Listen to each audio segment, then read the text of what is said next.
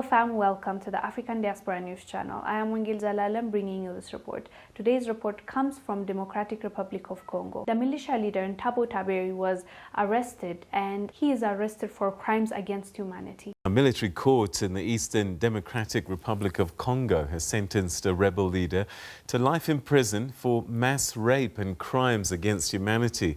Tubebuddy was jailed at the end of a 2-year trial which saw 178 victims testify.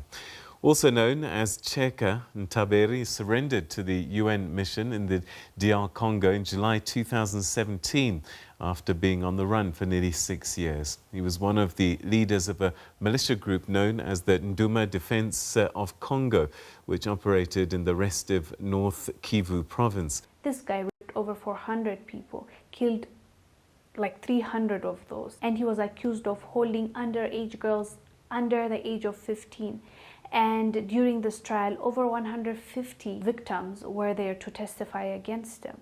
I don't know, I don't have any other words for him other than he was a cruel human being. And I'm glad he's getting what he deserved, life in prison. And along with him, there are people that are also going to be sentenced for life, which is great because even activists were saying how this will teach the others that they shouldn't do this and there's no impunity for what they're doing, and they are going to face the music. But the sad thing is Democratic Republic of Congo went through hell and back with the civil war, and with the Belgians, they were killed, they were massacred, and now again with all this stuff, and they're the most richest countries when it comes to natural resources, with the minerals they have, with the cobalt they have. And it's evident that some other nations are benefiting when they're losing, and that is a valid question that people ask.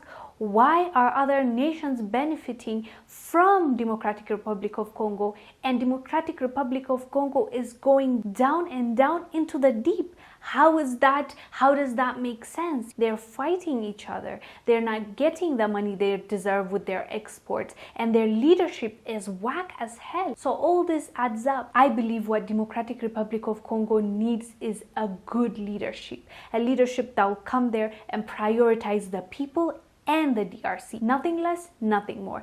Just them. If they prioritize on themselves and building themselves from the ground up, and not expect any aid, and not let UN send their troops for them to protect them.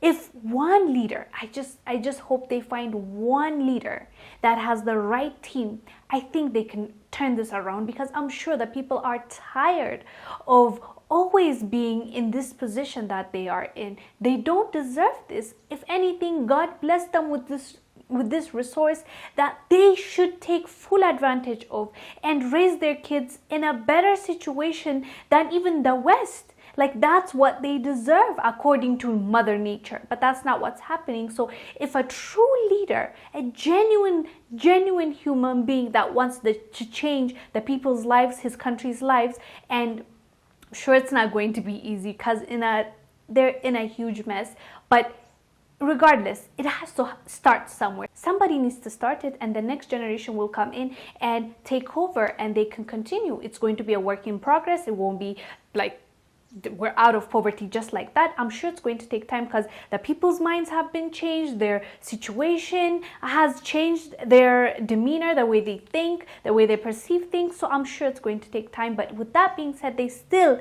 need someone that is going to stand up for the people and say enough is enough, and actually use what they have to better themselves, you know, instead of being used as a pawn, as just a resource, and not as people, not as a country, you know what I mean? So do let us know down below what your thoughts are about DRC. Do you actually believe outside forces have anything to do with their instability, or do you think it's just their own doing? Do let us know down below. I am Wongel Zelalem bringing you this report. I'll see you on the next one. Bye.